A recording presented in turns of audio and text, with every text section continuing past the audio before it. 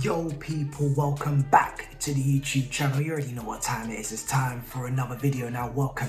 It's time to talk a plenty of topic on the US preseason tour. It was a wonderful event, a wonderful trip. It was worth the bags under my eyes. It was worth the lopsided mustache, the patchy beard, the receding hairline. It was worth all of the stress staying up until the crack of dawn in the UK to eat and drink monster cans to stay awake for the beautiful, absolutely flamboyant, fresh, fucking incredible football that we witnessed. Oh my god, it was wonderful. So let's get into the storytelling of everything that happened in this wonderful trip that I do not regret in the slightest.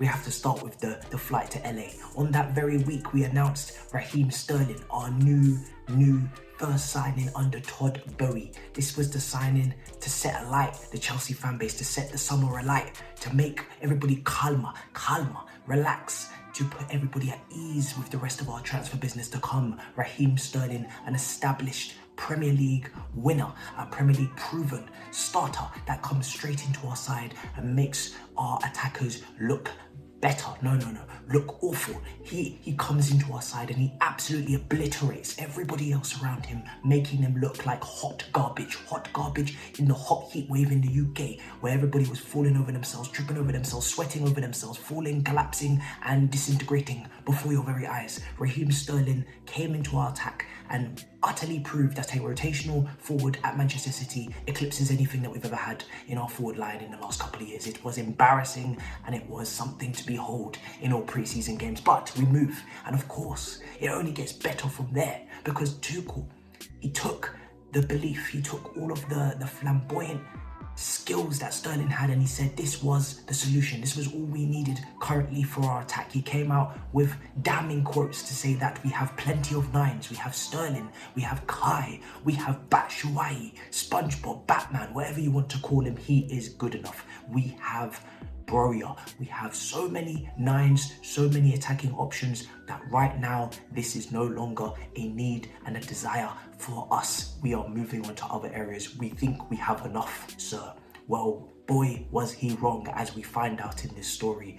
We will need more attackers, won't we, darling? So we move, and then the aim, of course, is to beat Everton. We are starting this pre-season with one goal in mind: enthusiasm and energy. We are looking to have a great pre-season. We are looking to beat Everton on the opening day at Goodison. So the feeling is mutual. You want to win, I want to win, everybody wants to win. We pull together and we put in a brilliant pre-season where we are just really clear in our identity going forward and just really pushing to take this team to the next level. And of course, unfortunately, Tuchel is doing DOF duties, sporting director duties. He makes that abundantly clear, but it is okay because it would be every manager's dream to build their own squad. So we can't really complain. And hopefully we ain't sleeping on the pitch, because we sure ain't sleeping in the market. Todd Boehly is aggressive. He is making bids for Barcelona targets, whether that be Rafinha, who went on to score a screamer against Real Madrid, a player that I would have taken on that right wing for fun, along with Gabriel Jesus, who scored against us later on in this story, which I cannot wait to describe and depict to you.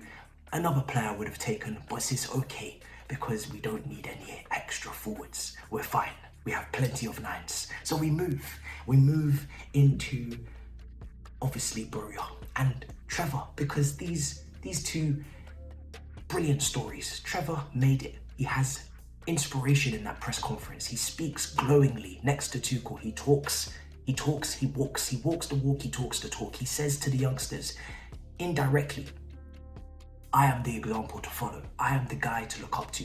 You guys need to work hard. You need to come in here and you need to prove your damn selves. That's what I did last summer. You're going to do the same thing. Broya, he clearly didn't have his hearing aid in because he just vanished off. You never seen where this man went. He just disappeared off the face of the earth. Suddenly, his broken foot, it's like the Ricketts didn't even want us to have any disabled seating. His broken foot meant he had to fly back to London. We did not keep him on the pre-season tour because of his broken foot. Who did buy our club? Who bought our club? It's a shambles, it's a disgrace. Absolutely mind-boggling. I don't know where this man disappeared to, but Broya linked with West Ham. Tuchel making it very clear that even with a broken foot, our poor disabled man was still wanted. One of our nines, he was still wanted. And Broja, he was pushing for that move though. He wanted to go, he wanted to leave, he wanted to start games. But hey, the fan base decided otherwise.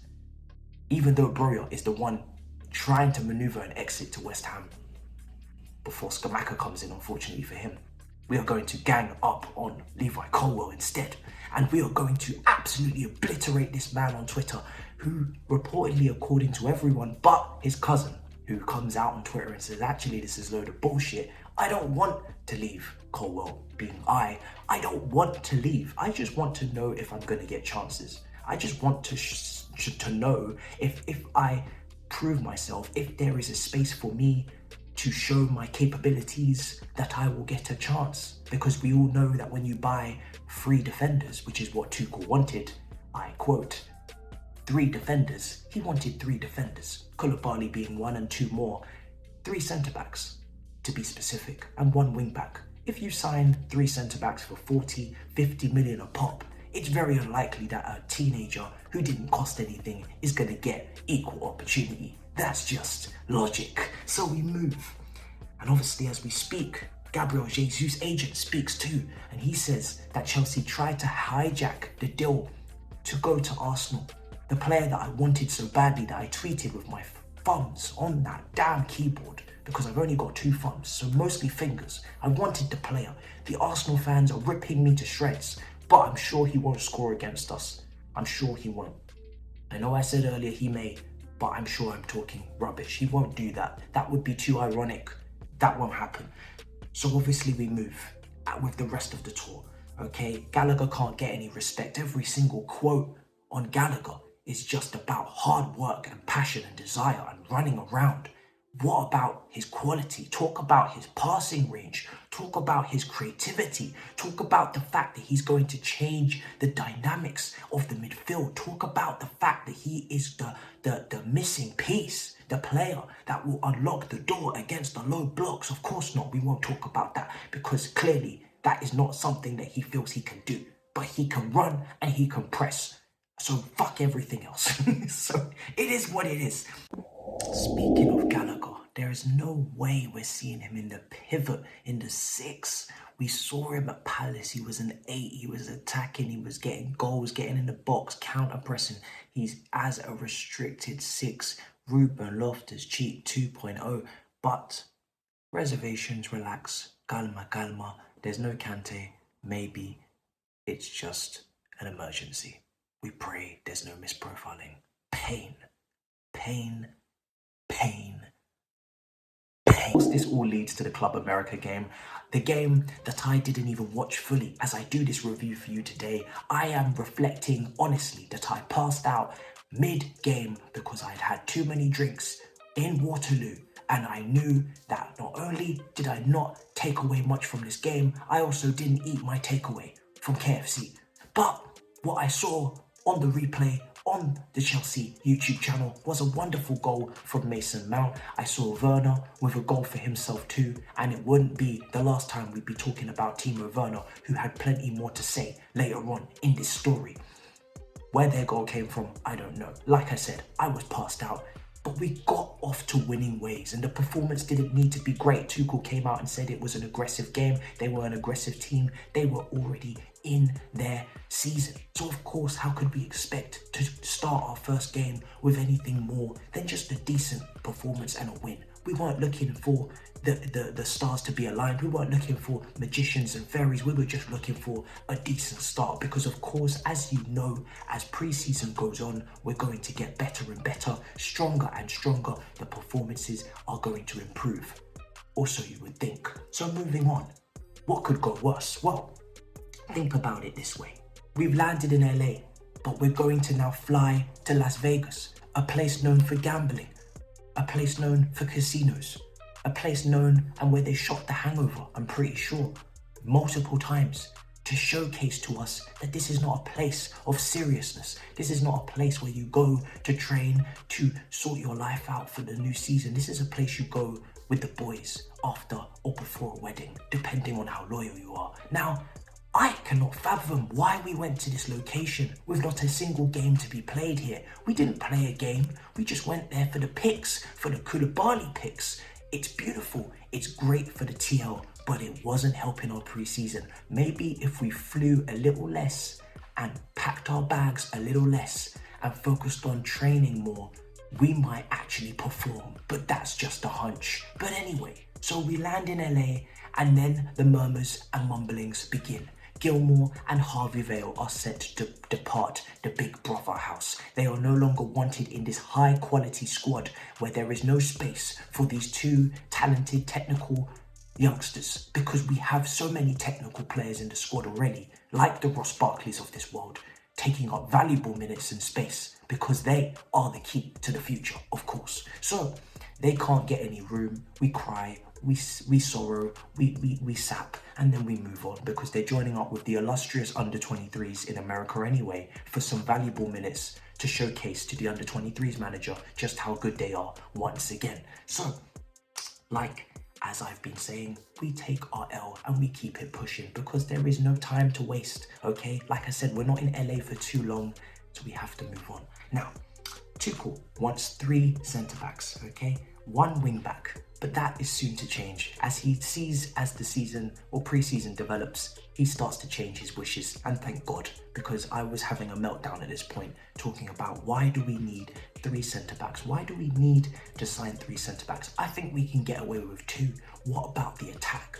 What about the midfield? What about the wing-backs? There's other areas. And as the window keeps going on and keeps delaying and delaying and delaying, it starts to become apparent that we ain't gonna have time to get 3 centre-backs. But that's just for another story. We move. So as I say, Werner comes out of the blue. While wearing blue, he says, I would be happy anywhere. Now that's an inaccurate statement. That's a statement you don't want to throw out there, Timo. Would you be happy if we sent you to North Korea? Probably not. So you don't want to just say a sentence like that off the cuff. I would be happy anywhere. I know it's something that keeps the brand of Smileys, pumping and it makes sense, but no, that's just not accurate. So we're not taking that seriously. But hey, Tuchel fires back and he says, I think you should be happy where you are. You're wearing a Chelsea shirt. If I was wearing the shirt, I would be blessed. I would be so goddamn happy. Why are you not happy? Maybe this was misinterpreted. Timo fires back and says, listen, I'm not here for this criticism. I'm not here to be judged. I'm not happy with this. We don't have a relationship. Clearly the 2 Germans are not Germaning, so it is what it is. I am shocked. I thought they would be on like a house on fire. We remember when Tuchel came, he said, oh, he's here. We've signed him for the Germans only. We've signed him for Havertz and Werner and Rudiger. Forget the rest of the squad. We've signed him for those 3 players. It seems like he doesn't get along with any of them. One's gone. Of course he loves him, but we couldn't be asked to pay him the wage. Timo, the brother is just lackluster. He cannot establish any chemistry with this man. And Kai, well, his performances would tell you no, he's not happy either. So crazy, right? So we move on. And now we have to get to the point where Tuchel and Barcelona and Chelsea all continue to keep, talking and muttering and murmuring. Gerard Moreno does his dancing on the TikTok or the Twitch, whatever have you wish, the platforms he wishes to twerk on. The man should start an OnlyFans. He is just set on ruining our day. And of course, like I said, Rafinha and Dembele and potentially later on in the story, Koundé. Just pure problems and no solutions for Chelsea. It's a long day. The players that I wanted scoring goals, it is what it is. And now we land in Charlotte because we're here to see a lovely lady, about a game that needs to be taken seriously. We need to actually put in a performance and start to play some decent football. But unfortunately, I decided to stay awake for this game and watch it live in the flesh with my friends Miz and Ryan. And I will tell you right now, I should have went to bed because this game was absolutely appalling. We had mistakes from Trevor. Unfortunately, he likes to give away a penalty every now and then. This is something he should probably calm down on, and they are starting to compare him to Christensen. But remember, despite this fantastic Christensen performance against Real Madrid in this friendly match in El Clasico, remember where Christensen came from. Mistakes against Barcelona, the very team he plays for. So Trevor's still young. We hope he grows, nurtures. That press conference speaking about the youngsters should follow me in my footsteps. He will prove himself, I'm sure. So it's fine. But we lost the penalties against Charlotte. It's long. She absolutely dominated us. We went up to her in the club, ordered her drinks, and found her dancing with another man. The penalty from Gallagher, it's better not to say anything at all about the thing. It was something out of, I don't even have words, and I've been speaking and having plenty of words. This is something I have no words for. It's an incredible penalty in the worst type of way possible. But no need to dwell, because of course, this is all just a matrix. It's just a game to us. We're going to start taking it seriously. I'm sure in the next match against Arsenal, this is where it gets serious.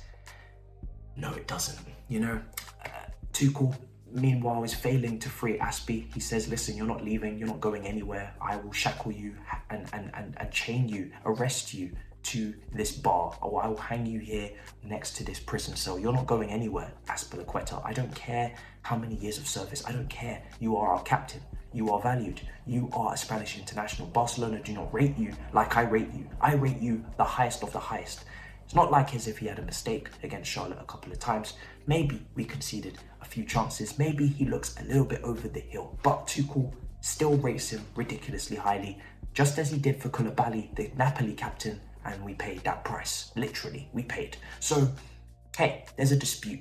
It is what it is. Do I think it's the greatest thing in the world to be beefing with the team that could sign your alternative in Koundé? Not really, but I can understand the frustration. I hate them too. So big up Tuchel for hating Barcelona. Now, we fly to Orlando and we're back on a piss take again because we've just finished the gambling in LA. Then we actually tried to settle down in Charlotte, but now we're in Orlando on roller coasters. And Timo is angry. He's responded to Tuchel, like I said earlier, and you can see his angry face right now on the screen. On those roller coasters, how angry he must be. That is Timo when he's angry. Don't annoy Timo. Don't say bad things about Timo. That's how angry he can really get. So we're in Orlando, and now we're in Orlando, we're going to be on roller coasters, and we're not going to be clearly focusing on the match because 4-0 is their final score against Arsenal. Disgusting, absolutely horrendous performance. Again, another game that I stayed awake for what reason I do not know. Gabriel Jesus. I told you this story would come full circle. Gabriel Jesus. Well, we need Jesus. We need the real Jesus because we were absolutely flabbergasted. We were confused. We were in disarray, discombobulated. We could not handle ourselves. We were getting absolutely stripped like a promiscuous woman in Camden. It was surreal to watch. Honestly, I couldn't believe what I was witnessing. We were in disarray. Arsenal zipping the ball about around us like we are under 12s. Zinchenko is an inverted left back. Jesus lobbing Mendy, who has the worst save percentage in 2022, I believe. We must find where our Mendy has gone. It's like Kepa has finally corrupted this man. We cannot find the real Mendy. What has happened to this man? Somebody capture him and bring him home. Of course, Lokonga scores a header too. I didn't even see the other two goals because I was already blacked out. Anger at that point. I only saw red, and that's because Arsenal had so much of the football. But yes, I saw too much red. And of course now I'm trying to calm down. Todd was in attendance. He was in attendance with Vice, with his crooked back. Surely they have seen enough. I sure have. I sure have seen enough. If they haven't seen enough, believe me, more than you can believe, I have seen enough myself. So Chelsea, you know, where do we turn to? We've lost out on Koundé. Gerard Morano is dancing as I speak on Twitch, doing the Ay Caramba, and we are now on a late goose chase in the fan base for Ronaldo, a 37-year-old that nobody in Europe wants, but we must take because we're that desperate. And after seeing a lack of creativity, a lack of dribbling, a lack of elite passing, a lack of elite chance creation, we've decided that a stationary striker is exactly the solution to our problems. What an incredible preseason tour, but at least Tuchel has changed his mind and he now wants an attacker. Oh yes, the new quotes are glorious. Suddenly, we need attackers again. And that is the full circle, people. We've gone from not really needing much more with those wonderful number 9s. Batshuayi is having a great preseason. Oh, what a wonderful preseason. He's proving himself. What a wonderful preseason he's having. I'm so happy, more than you can believe, to have Michy Batshuayi, SpongeBob, SquarePants, in the first team once again. Timo Werner is a lost cause. The man cannot run straight, let alone even do the basics of football. We are really struggling at this point, becoming quite embarrassing. But what is next? I do have no idea. I've run out of options. I've run out of solutions. At this point, I'm watching Gabriel Jesus and Rafinha do well in pre-season, 2 players that I wanted in the forward line, and we have Udinese coming up on Friday, and then the wonderful Premier League season kicks off. We've done flying around on roller coasters, at casinos gambling, and now we're about to be serious, it would seem.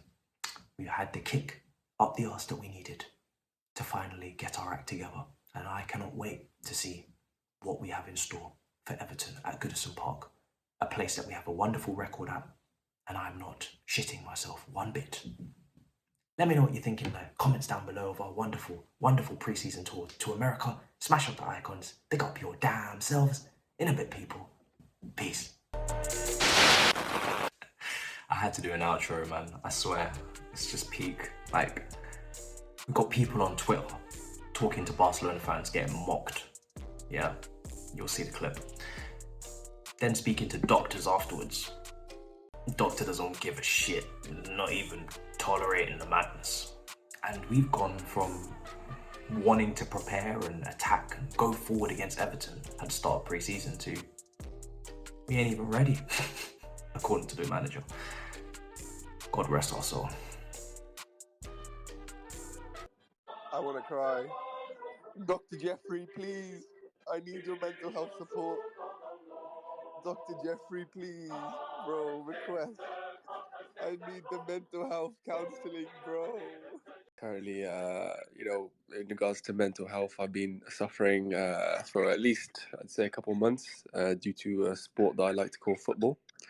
I don't believe it, sir. It's bullshit. Why would you say that, sir?